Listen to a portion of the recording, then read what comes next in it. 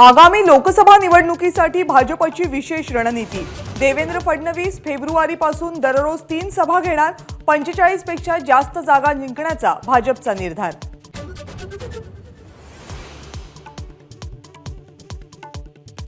ऊर्जा मंत्री म्हणून चांगलं काम केलं तरी पक्षाने मला घरी बसवलं। आमदार खासदारांना सूचना करताना बावनकुळेंचं मोठं वक्तव्य।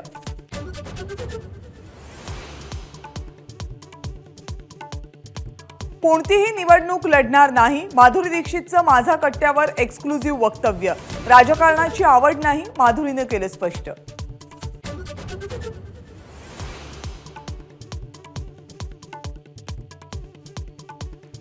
आता सरकारनं गोळ्या घातल्या तरी मागे हटणार नाही, जरांगेंचा निर्धार। वेळेत आरक्षण दिलं तर मुंबईला जाण्याची वेळच येणार नाही, जरांगेंचं वक्तव्य।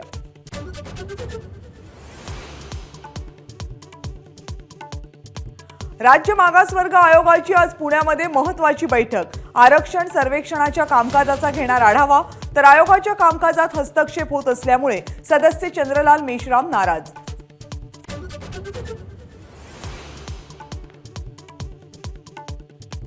अजितदादांच्या आव्हानाचं माझ्यावर दडपण नाही, शेतकऱ्यांचे प्रश्न सोडवण्यात अजितदादा अपयशी, अमोल कोल्हेंचं टीकास्त्र।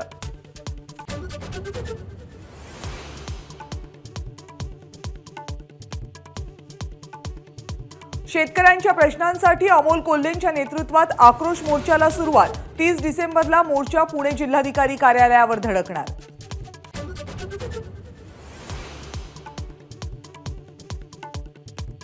सोलापूर जिल्ह्यातल्या करमाळा नगर रोडवर कंटेनर आणि कारचा भीषण अपघात। 4 जणांचा जागीच मृत्यू तर 6 जण गंभीर जखमी।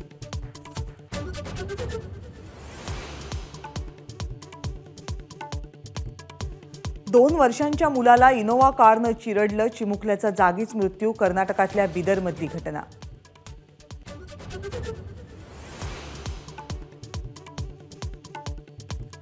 राहुल गांधींची भारत न्याय यात्रा 14 जानेवारीपासून मणिपूर ते मुंबई अशी 14 राज्यांमधील 85 जिल्ह्यांमधून जाणार यात्रा।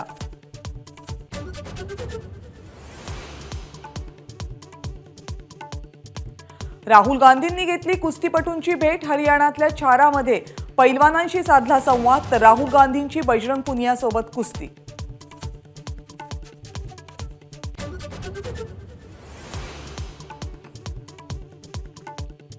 ब्रिजभूषण सिंग यांच्या विरोधात कुस्तीपटू आक्रमक। विनेश फोगाट मेजर ध्यानचंद खेलरत्न पुरस्कार आणि अर्जुन अवॉर्ड परत करणार।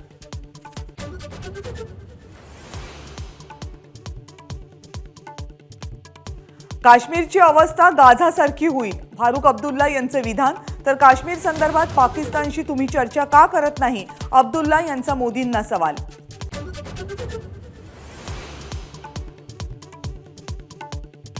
वर्षाअखेरीस सेन्सेक्सची विक्रमी भरारी। शेअर मार्केटचा निर्देशांक पहिल्यांदाच 72,000च्या पार।